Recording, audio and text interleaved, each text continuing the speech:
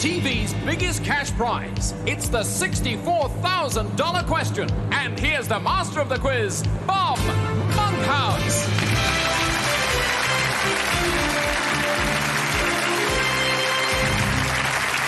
Thank you. And 64,000 welcomes to you all, and hopefully 6,400 pounds to a winner tonight. 6,400 pounds, you know, it's really impressive when you think that is the biggest cash prize on British television. And we give them the cash, that's the point. Not like other quiz shows that give away holidays. And have you noticed something? The earlier in the day that you see a quiz show, the cheaper the holiday. At 9 o'clock this morning, I saw some poor devil win 20 minutes in Grantham. Second prize was 30 minutes in Grantham, but because in America they go completely the other way. They give away massive stuff. Last week, a woman on a quiz show in America won an ocean-going yacht, and that was just for knowing her own name. If she could have remembered her address, she'd have won Dallas. BBC's getting stingier than ever. Have you noticed that? Oh, contestants on the BBC games are having to pay for points. Points. You're going to win points. Last week, at the end of 10 games, one couple won 10,000 points. You know what they got? A roll of barbed wire. But, oh. As I say, we give away hard cash. So let's meet tonight's fearless fanatics who, during the day, have become so friendly they've actually been biting one another's fingernails. Starting out on the road to riches, we have two new players tonight. Yeah, with us from North London, a management consultant and mum, and from Manchester, a Scots-born trolley supervisor in a supermarket. Now, last week, Mark Postlethwaite, our photographer from Enderby, won £800 with his knowledge of the Battle of Britain, and our finance director from Leyland, Peter North, won £1,600 assisted by some British butterflies. He returns to try and break through at 32. And finally, our garden centre manageress, Angie Bishop from Lavenham, answered the question that brings her back tonight to go for the big one, £6,400. Let's wish them all a lucky night. Our first player tonight is a young lady who enjoys sport, a sport that she became interested in at university, and one that's fascinated her ever since, and she plays it with her husband. Well, that's legal. Do you want to know which sport it is? Bet you do. All right, let's find out from the lady herself, Deborah Griffin. Thank you, Deborah.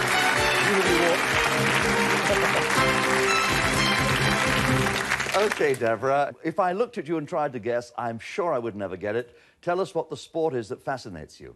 Rugby union. No more than you would anticipate from a working mother, surely. For £1, then, and the pound is right here, where you can see it. Answer the first question and your quid's in, but the £1 is all I'm allowed to give you if you fail on an answer between now and £64. Ready? For £1, and the 1991 World Cup final was played in Cardiff. True or false? That's false. It's false. It was, of course, Twickenham. Twickers. For £2, who captained the England team in the 1991 World Cup? William Carling. Well, Carling did. For £4, who captained the winning team? Nick Farr-Jones. Captain of Australia, Nick Farr-Jones, is right. For £4. And now for £8, what's the nickname of the Australian team? The Wallabies. The Wallabies is right. For £16 now, what is the name of the dance performed by the New Zealand All Blacks before each of their matches? The haka. The haka, yes, that's right. And for £32, Deborah, which team won the third-place playoff in the 1991 World Cup? New Zealand. New Zealand is correct for £32, and for £64, which will be yours to keep, which team came fourth in the 1991 World Cup? Scotland. Scotland is right. You got your 64. That's the correct answer. Wins you the 64, you can walk out the door with 64, or you can play on for the ton. I'll play on. Yeah, I thought you would play on, because you're a sports lady. Next time we meet, in part 2, we'll meet again, and you will play on, you said, and hopefully you're going to double that 100, make 100, double it, and double it again till you get up to the big 64. In the meantime, go away and get your head down and prepare to tackle the £100 question, Deborah. Our second new player tonight is an 18-year-old, and like many teenagers, heard a musical sound that he just liked a bit more than any other. Unlike other teenagers, however, he didn't move on with the fashion through Adamant and Culture Club and Bros. Showing rare good taste, he stayed with his original idol and his music. And it's on those subjects that he's going to be answering questions tonight. To find out more, let's meet Amar Ali.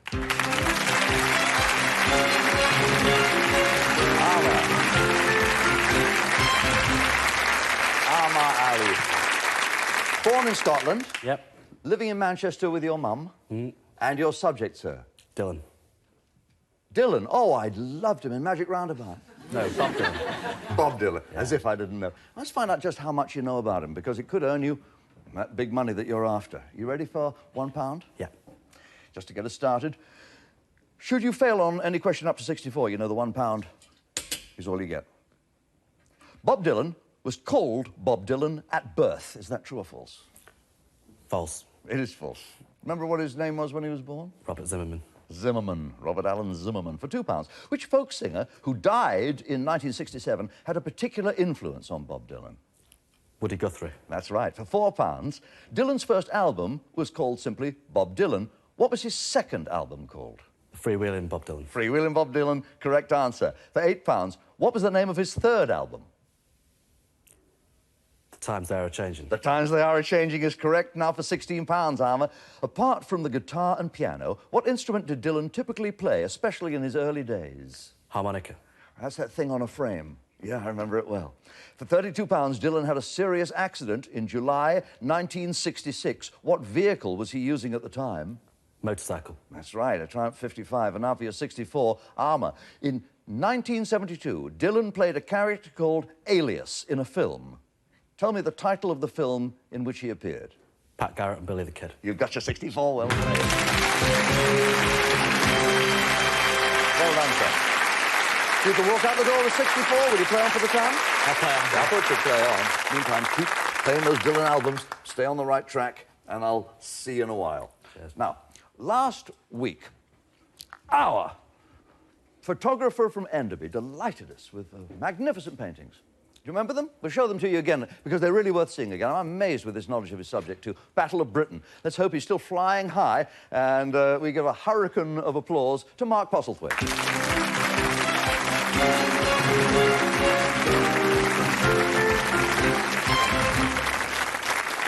Let's pick them up right now.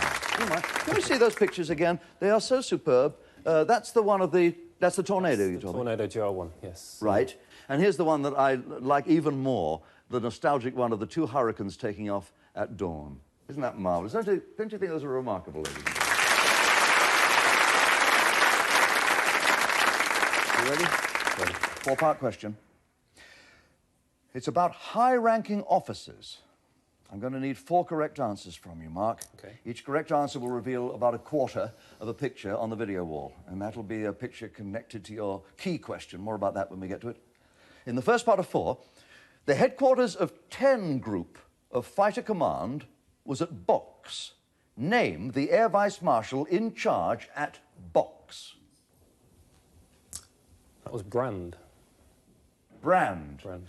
Is correct. Sir Christopher Quintin Brand. And here's a little bit of your picture starting. Part 2 of 4. The German Luftflotte, or Air Fleet 2, was based in Brussels. Who was in charge there? Albert Kesselring. Field Marshal Albert Kesselring is absolutely right. Another bit of your picture. Part 3 of 4 to £1,600. Name the Air Vice Marshal in charge of 11 Group headquarters at Uxbridge. Keith Park. Air Vice Marshal Keith Park is correct in the third part. And now, the fourth part, for £1,600, General Stumpf was in charge of Luftflotte 5. In which country was Luftflotte 5 based? They're actually based in 2 countries, Norway and Denmark. The answer I was looking for is Norway, and I'm taking it, whether you like it or not. You've got 1,600 quid. That's yours to keep. No matter what, you've got that money. 1,600 quid, it's yours. You can walk out, you can quit, you can take your winnings, or by answering your key question correctly, you can earn the right and obligation to play through 3,200 to the big 64. So what's it to be? Do you want this money right now, or what will you do? Double or quit? Luck's on my side at the moment, so I'll carry on. Great. This, up on the screen, you see the face of the British Air Marshal who led RAF Fighter Command during the critical period of the Battle of Britain. Your key question, to earn you the right to go through 32 to the big 64, is to tell me his name. Dowding. Dowding it is, in fact, of course, the great Dowding. And let me remind you of his first name, which was... Hugh? Hugh, Sir Hugh, yes indeed. Sir Hugh. Next week, we're trying to break through the 32. In the meantime, stay on the right flight path, as it were, and you're really bang on target, Mark. Thank you very much indeed. Thank you. We tend to think of butterflies as light, delicate creatures. But so far, British butterflies have been strong enough to carry our financial director from Leyland all the way to the top of the money tree. Now, well, he's back tonight to try and break through at 32. So let's have a bright and beautiful welcome for Peter North. Peter.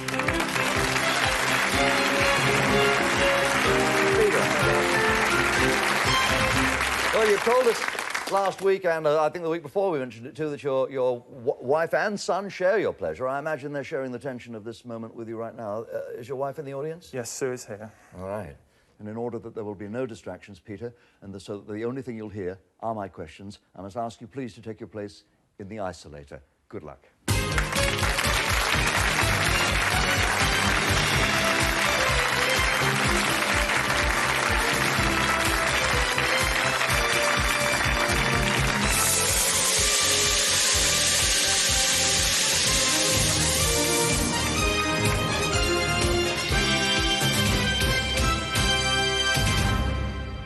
Peter North, can you hear my voice clearly? Yes, thank you, Bob. For a total prize of £3,200, I'll ask you a 5-part question about larval plants, which will require 5 correct answers. Should you wish to pass on any part, just tell me, Peter. We'll return to that part at the end. There are many butterflies that choose only one plant to lay their eggs on. This is because the plant is best suited to the needs of the caterpillar. I'm going to ask you about 5 such butterflies, Peter. In the first part of 5, the brimstone butterfly lays her eggs one by one on a terminal shoot of only one type of bush. Well, what kind of bush does she usually use? It's a buckthorn, normally the alder or purging buckthorn. That is the answer I have. In the second part of 5, the large copper butterfly lays her eggs on the leaves of a particular plant. Which plant is that? It's the great water dock. Is correct. In the second part, in the third part of 5, the larvae of the Adonis blue will eat one particular plant. What is the name of that plant? It's the horseshoe vetch. The horseshoe vetch is correct. In the fourth part of 5, the brown hair streak seeks out one particular tree to lay her eggs on. Name the tree. Sloe or blackthorn. Sloe or blackthorn are the 2 answers I have. Thank you. Sometimes on birch. And in the fifth part of 5, to pass through the £3,200 barrier on your way to 6,400, answer this. The small pearl-bordered fritillary flies close to the ground, searching for a particular plant on which to lay her eggs. Which plant does she seek, Peter? The dog violet. The dog violet takes you through the 32. Well done.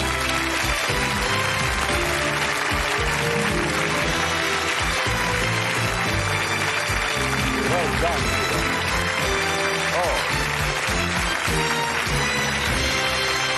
that was well played. Now, you gave a real sigh of relief as we finished that. Next week, you're going to try for the big 6,400. You deserve a break, and so do you. Here's yours.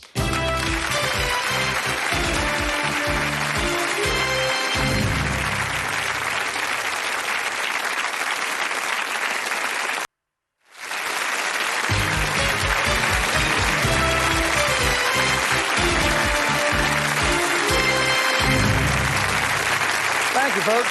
You know, whenever anyone mentions rugby to me, my blood runs cold. The reason being, I had both my ribs on this side and my nose broken playing rugby. It's the last time I do cabaret in that town.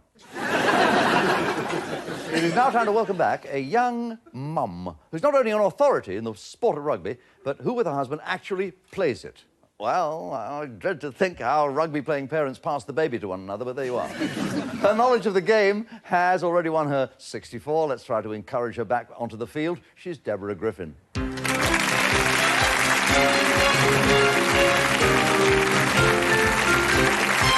Welcome back. How seriously do you take rugby, Deborah? On the field, I take it very seriously, but the great thing about rugby is it's a game to enjoy. The social life's very good, and that's the important thing. And you've travelled. Yes, with rugby, I've toured New Zealand, Italy and France. We're up with the World Cup. No, the World Cup was held in Cardiff last year, the Women's World Cup. All right. I just feel sorry for the woman on your team who has to be the hooker. Apart from rugby, do you have any other hobbies? Not really. With work and a baby and the rugby, I don't really have a lot of time for anything else. No, and you haven't got time for anything to do right now but concentrate. Concentrate on your subject, rugby, and your £100 question. It's this. Who captained the England team when they won the Grand Slam in 1980? Bill Beaumont. Bill Beaumont's right for £100. Now let's double that to 200. Yes? For £200, I'm going to ask you a two-part question about Australian players. Look at the screens, please, Deborah. In the first part of two, this Australian player scored 37 tries in international matches between 1982 and 1990. Name him, please. It's David Campese. David Campese is correct. Keep looking at the screen. In the second part of two, this player scored 564 points in internationals between 1984 and 1990. Name him. It's Michael Lynagh. It is. You've got £200. Well done. Oh, you have a sporting hero, Deborah. I think it has to be William Carling. Yeah, I saw a fella get well thumped at Twickenham once. He was drinking Carling's Black Label. Going to go on for 400? Yes, Bob. Good. For 400, I'll ask you a two-part question about international players. Look at the screen, please. The first part of two, this Irish player scored 21 points in both the match against Scotland in 82 and against England in 83. Name him, please. It's Ollie Campbell. It is Ollie Campbell. And keep looking at the screen. In the second part of two, this player announced he would be retiring from captaining France after the 91 World Cup. Name him. It's the great Serge Blanco. It is, and the great £400 is yours. It's your cash. What's it to be at this point? £400. It's tax-free. Do you want to have a payout or a play-on?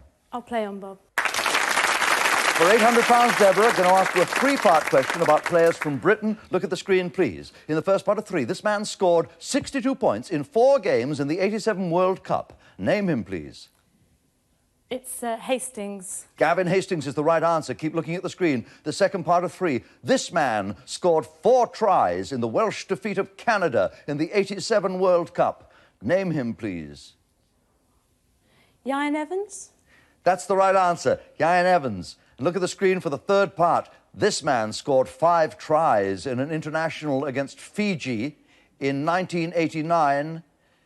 Give me his name for £800. It's Rory Underwood. And you've got your 800. Well, it's serious money. I have to ask you a serious question. Are you going to take the 800 or come back and try for this? You know what I've got here, 1,600. Will you give up or go on? I'll give up, Bob. Well. Only the second person so to do in this series. Well, £800 is a lot of money. I don't blame you. It's tax-free. Now I've got £1,600 here, so we will want change. Keep on enjoying your rugby. Keep on enjoying your baby. Thank you for letting us enjoy your presence. Thank you, Bob. Bye. For years, the British public has been laughing at the carry-on team. And our next player has been laughing as well, all the way to the bank. At 24, her knowledge of those classic comedy films has already netted her £1,600 for sure, and she's also broken through the 3,200 barrier. Tonight, she's back in a starring role to try for the big one. So let's say lights, camera, action for Angie Bishop. Oh, Angie. Good luck, good luck, good luck, good luck. I've got fingers crossed. Everybody's got fingers crossed for you, darling. I'm sure the life of a garden centre manageress must be a million miles from the plots of those Carry On films. Not always. Yeah, but then your knowledge of the films, which were started back in 1957 when we started rolling cameras on Carry On Sergeant, has brought you right to the top of the money tree. You're a lovely lady. I'm sure all the inhabitants of Lavenham and all our viewers are wishing you the best of luck, and you know the reason for what must come next. We don't want you to be distracted by any sights or sounds. We want you to concentrate on the questions alone, which is why I must ask you once more and for the last time to take your place in the isolator. Good luck, Angie.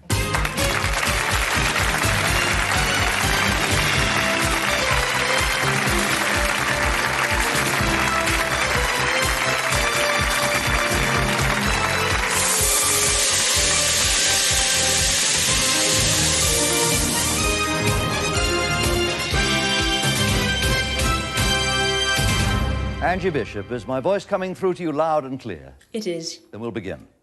For a total prize of £6,400, I'm going to ask you a six-part question which will require 6 correct answers. Your subject is the Carry On films, and this question will cover the full range of that subject. If you answer one of the 6 parts incorrectly, everything will depend upon a 7th and final part, which I'm keeping in reserve. Should you wish to pass on any part, tell me. We'll return to that part at the end. First, I'll ask you to name the cartoonist who illustrated the opening credits of Carry On Doctor. Second, I want you to name the horse picked by Joey the Budgie to win the 4:30 at Kempton. Next, I'll ask you who speaks the famous line, "You're a better man than I am, bung it in." And then I'll need the name of the character who says her husband wouldn't agree to separate beds because it would be denying him his convivial rights. Fifth, I'll require the first line of the hymn played over and over again by Miss Hoggett at the organ with no one at the bellows. Sixth and last, I hope, you must tell me who Brother Bernard was talking about when he said, "From what I saw of her in the tomb, I don't think she's going to make a very good wife." Your 10 seconds thinking time starts now.